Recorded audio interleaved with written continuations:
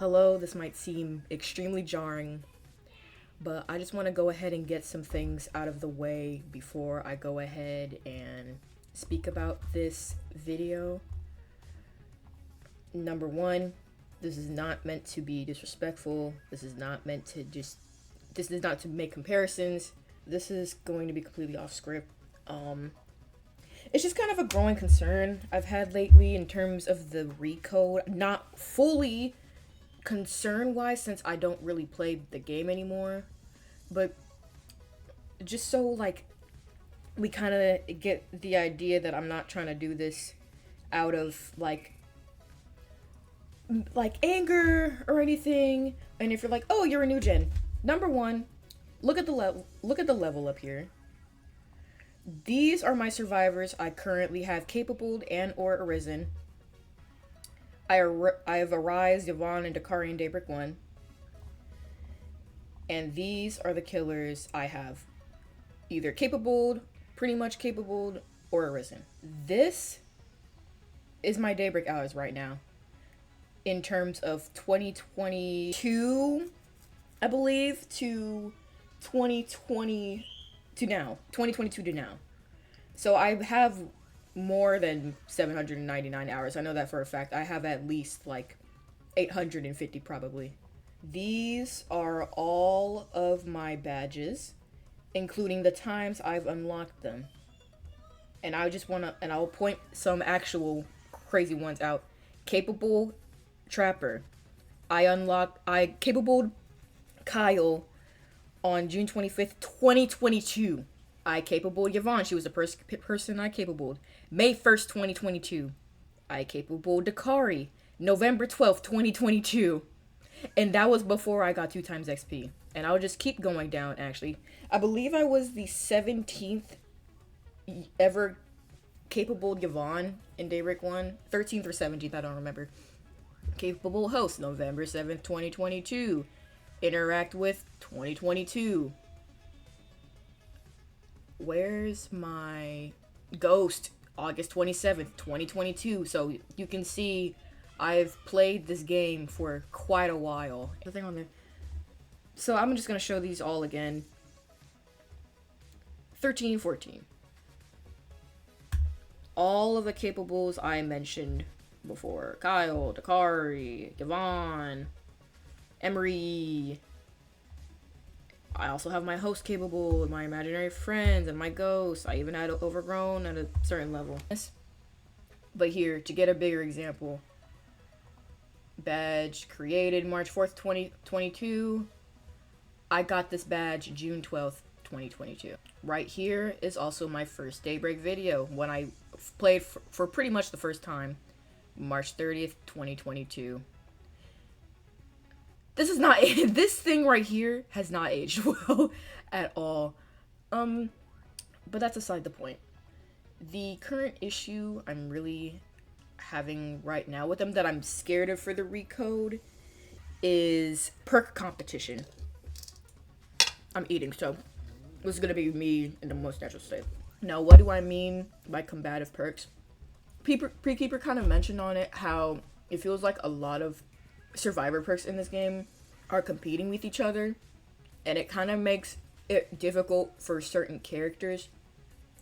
Now, to pre-surface, there were like mountains on mountains of reasons that led me to stop playing Daybreak completely a few months ago, and I've touched on it in Discord, I've touched on it in my community post, but I wanted to make sure that I had this to really hammer the nail in the coffin of why.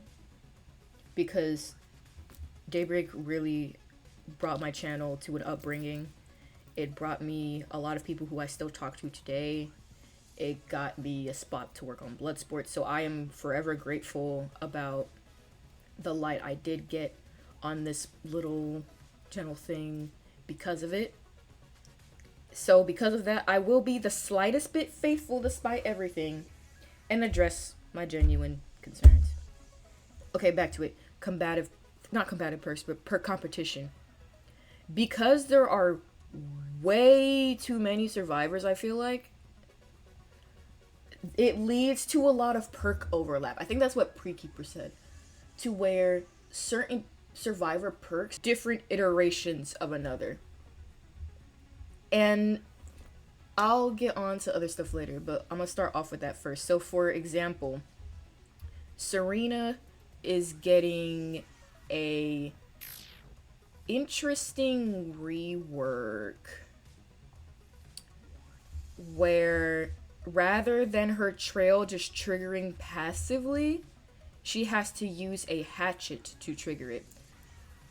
Serena's perk is being updated to be more proactive. The core of trails being an adept huntress is still there, but now it's a more engaging player input and skillful gameplay that rewards accuracy, which arguably fits her character. So I can't even hate.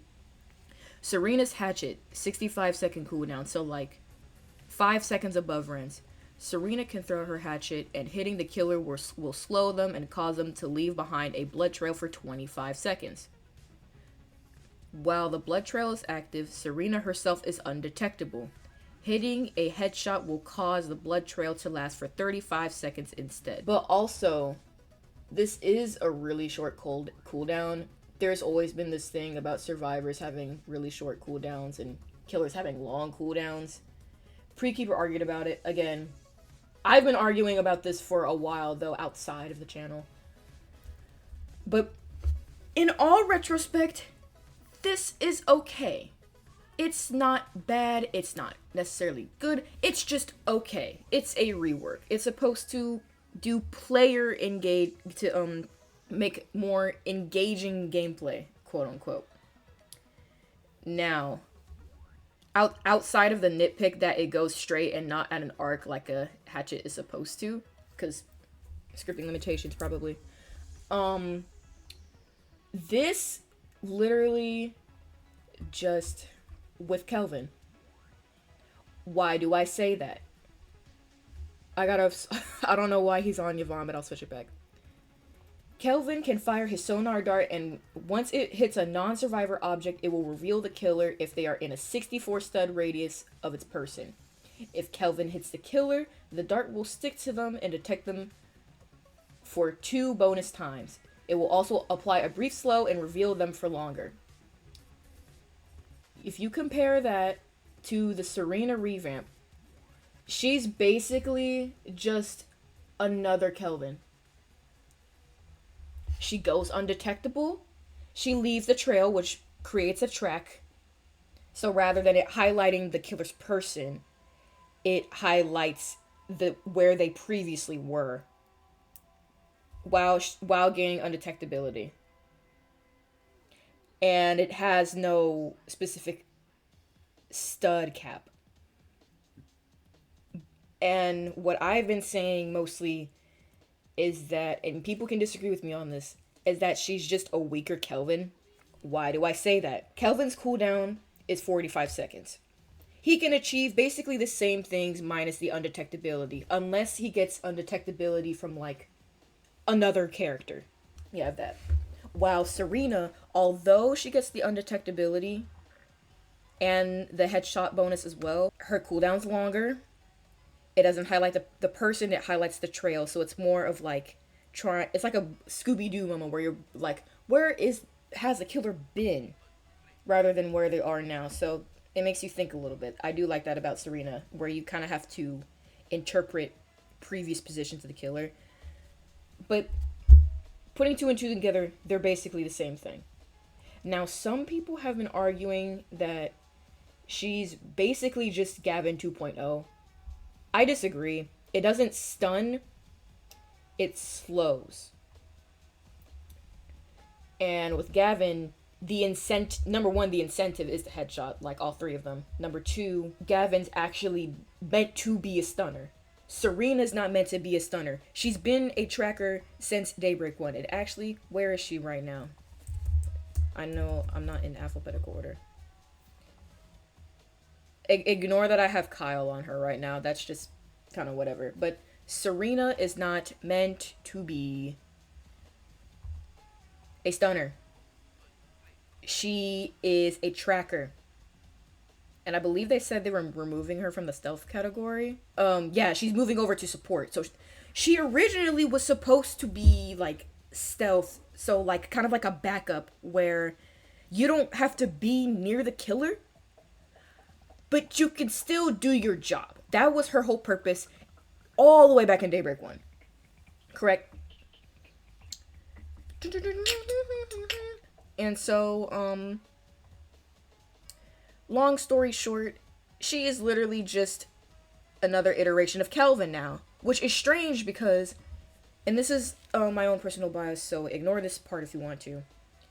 The original characters from Daybreak 1 should be the foundation for others. They are meant to be at their most basic level to encourage newer players to move on to a more complicated character, which would be Kelvin, or which would be maybe Yan. I don't know. Yan's like also less complicated, or Yana, or to encourage the player to move to another person. I don't fully understand the point in the recode of changing the oldest characters that are the least broken because they've been there the longest.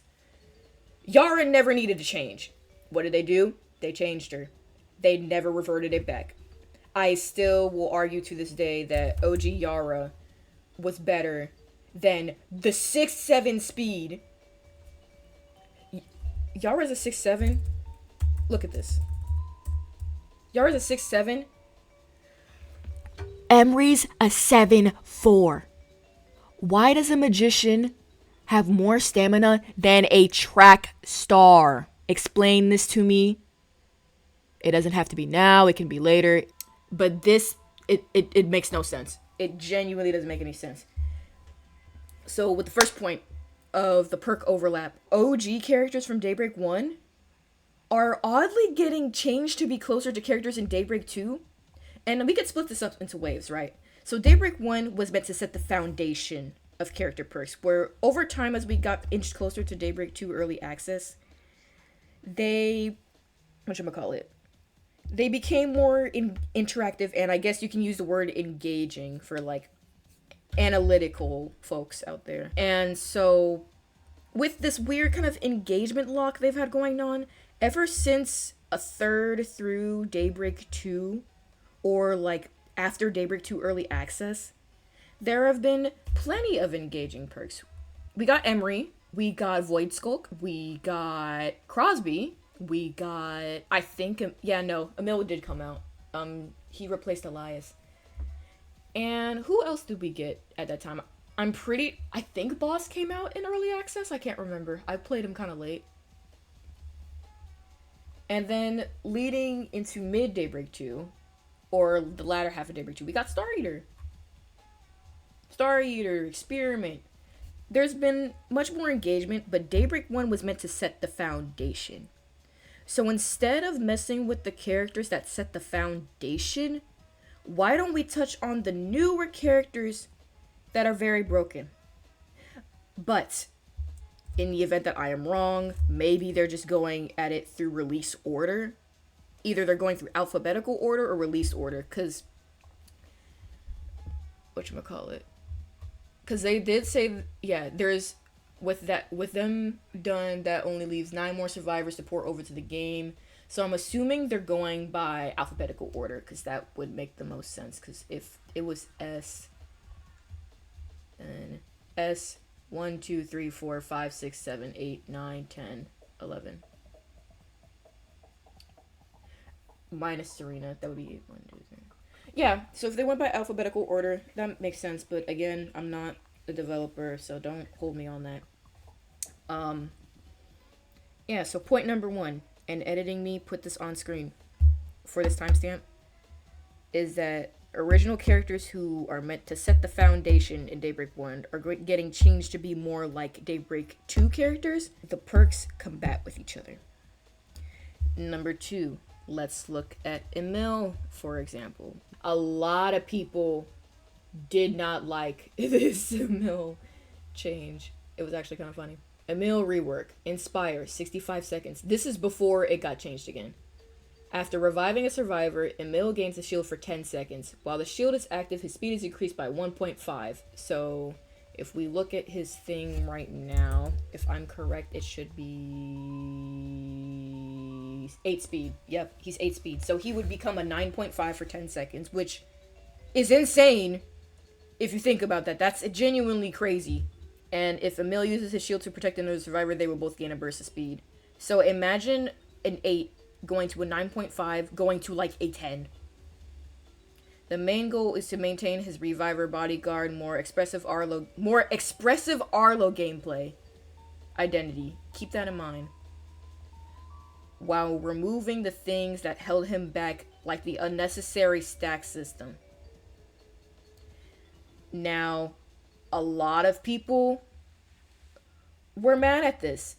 And she responded, I love my Daybreakians and their aversions to change, but Emil is sitting with one of the lowest pick rates of the entire Survivor roster, so unfortunately he will be getting changed one way or another. Some of the characters released 2 months ago are set to outperform him in matches played, despite the fact he was released 2 years ago. Which means that they are aware of the combative perk situation to a degree. And then she updated it with tweaks. I have heard your protests and have changed his rework to make him more in line with his original version. However, you guys need to understand that characters aren't picked at random or on pick rate alone.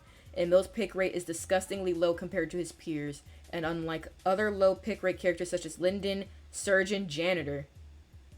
Linden and Surgeon have a low pick rate? Oh, okay. I thought Linden's was higher. His win rate is also very low alongside it. If you genuinely can't see how a character released 2 years ago almost being outplayed by the most recent releases is bad, I don't know what to tell you. But then if you're realizing this now, why didn't you change him earlier? That's for a whole separate conversation. I'm gonna leave it, but Inspire 65 seconds. After reviving a survivor, Emil gains a hit shield. While the shield is active, his speed is increased by 1.5, so he goes from an 8 to a 9.5.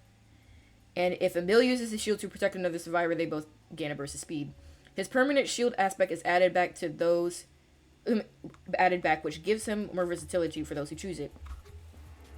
I am very 50-50 on this. The 50 that I'm like, I agree with this, is the fact that he no longer has to use his stack. The other 50 is the 9.5 speed unless his stats get changed. And the fact that this does not change the fact that he's always fighting with other healers.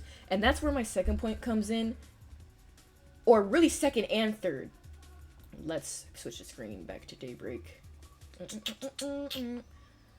Ignore that I have my rider on there.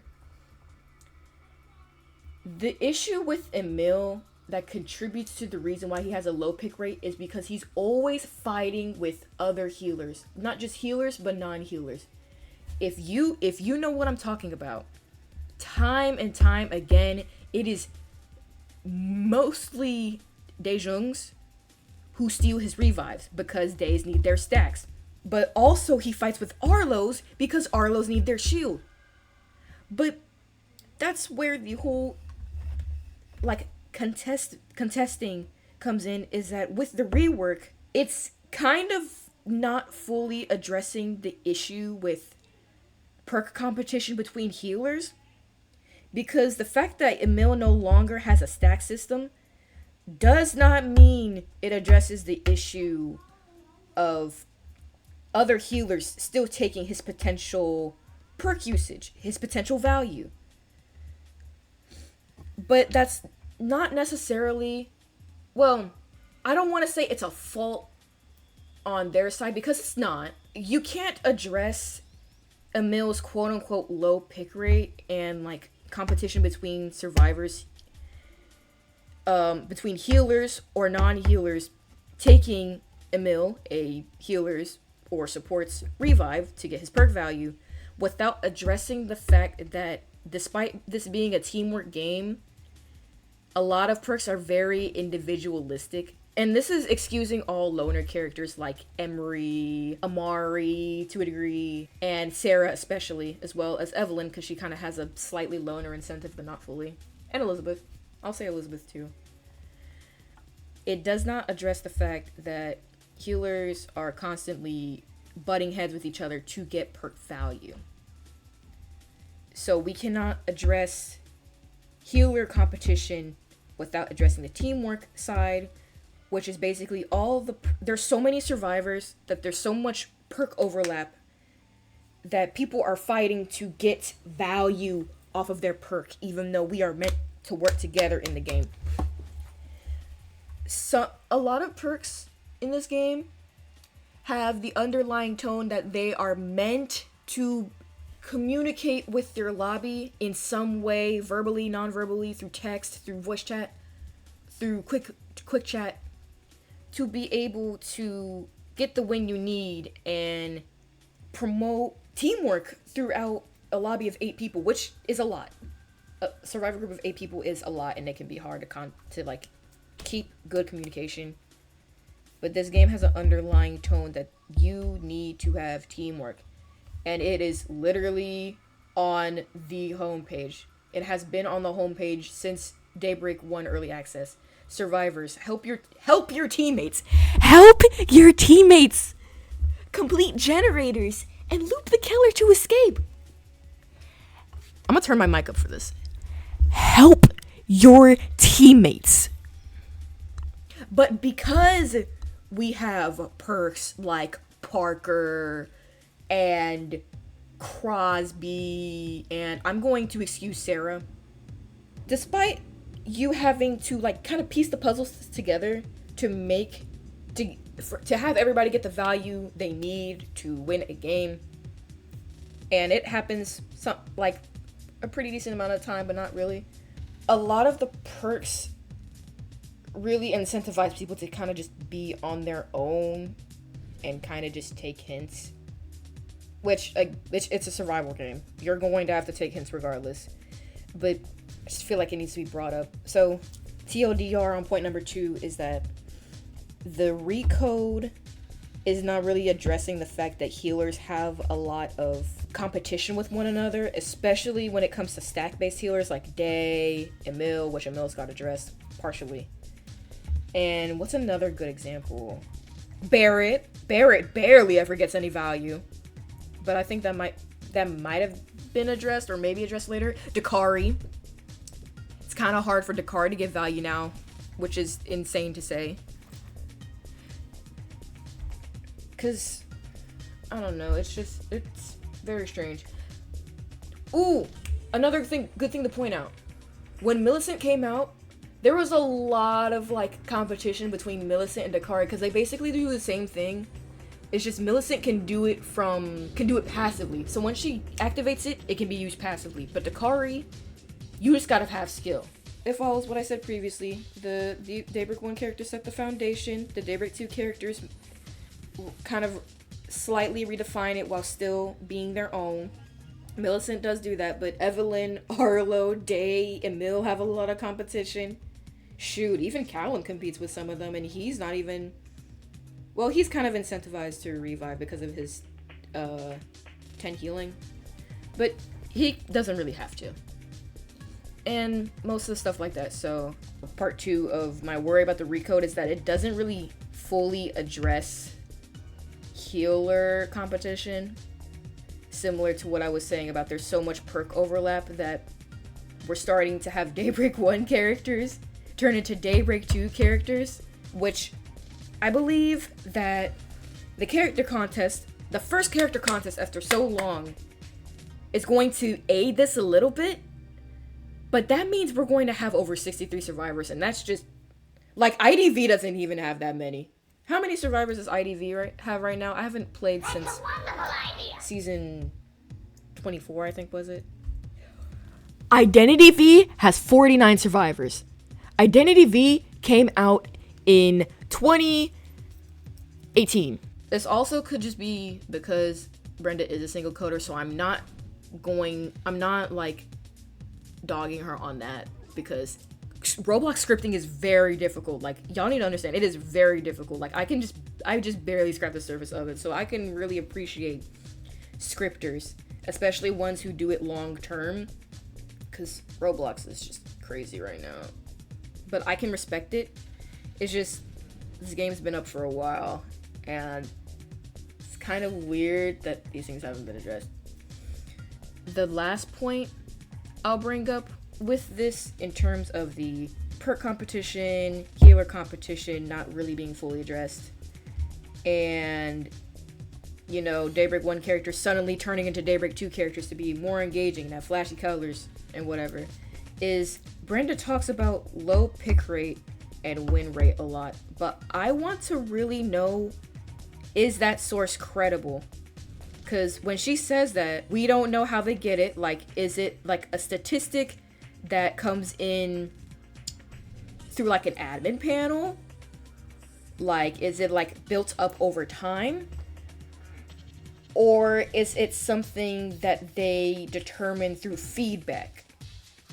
Because until there is some definitive explanation of where they get the pick rate and win rate, the general pick rate and win rate analytics, not the personal analytics, personal stats about how long they've played somebody, etc., etc.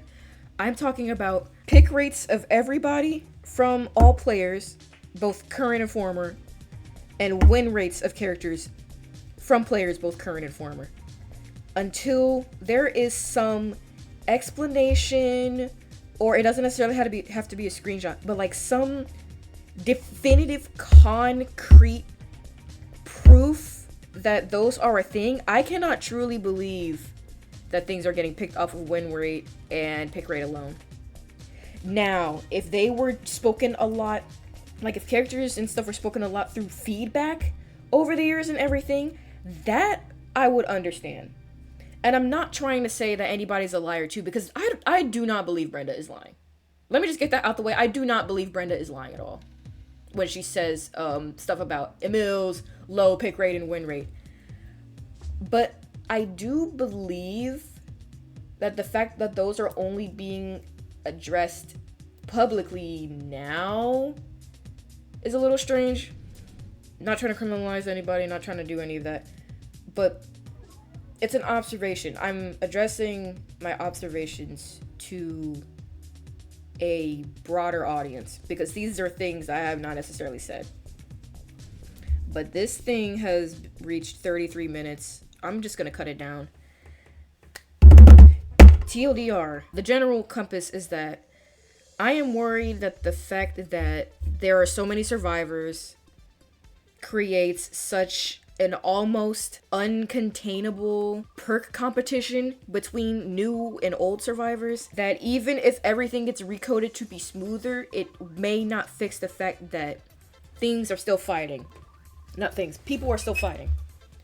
And with people fighting to get perk value, it also brings healer competition into question. Hence why Emil supposedly has a low pick rate, because every time an Emil tries to get his stacks, which the stacks were removed out the question, so that's cool, it still does not stop the fact that healers are constantly fighting each other to get perk value. So Days are constantly stealing heals from Emils, Arlos are constantly stealing heals from Emils, Evelyn's are constantly stealing heals from Emils, and vice versa. And we cannot address the healer perk value competition, without addressing the underlying teamwork yet individualistic approach. Now, when I say teamwork versus individualistic approach, I mean the fact that from the get-go of the game being released, survivors are meant to work together, but because of the way people play in Daybreak, because of the way the lobbies are, and just general frequent players and community, it's just full-blown communication teamwork, comms teamwork rarely ever happens. Like, you'll see people use quick chat sometimes, but it rarely ever happens. But it's a casual game. It's not meant to be competitive, so whatever. And then number 3 is, I am asking Brenda directly, where do the pick rates and win rates get plucked from? Are they a general statistic that is gained, like gathered through a script that only admins can see? Or is it something that is educationally guessed and assumed from like the feedback forums and things like those? Because until there is some sort of concrete proof that there is a channel that they are like getting and analyzing win rates and pick rates and stuff from, I cannot 100% full-heartedly believe that some changes come from those statistics. Because in my mind, because I cannot see it, I cannot prove it, and I cannot determine if that is a credible source to be determining those things from. But again, let me resurface, because this was not scripted, so I apologize if it was confusing. I hope what I said was not necessarily appropriate, but made sense.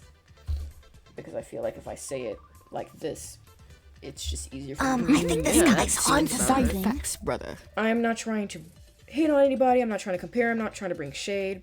I have played this game for a while. All this to say that even though I will not be playing, I don't want to say playing Daybreak anymore, because I may look back at it depending on how the recode works. This thing about Perk Competition that hasn't been really mentioned as a long sort of video thing from anybody, I wanted to use the opportunity of discussion. So I encourage you, and you don't have to share it. Oh, what the hell? Okay. I guess we'll have gameplay in the background, sure. I encourage people to go in the comments and tell me, what perks do you feel like collide with each other the most? Let's see if I still got my... Oh, it's Adriana. Oh, I forgot it's not spacebar anymore.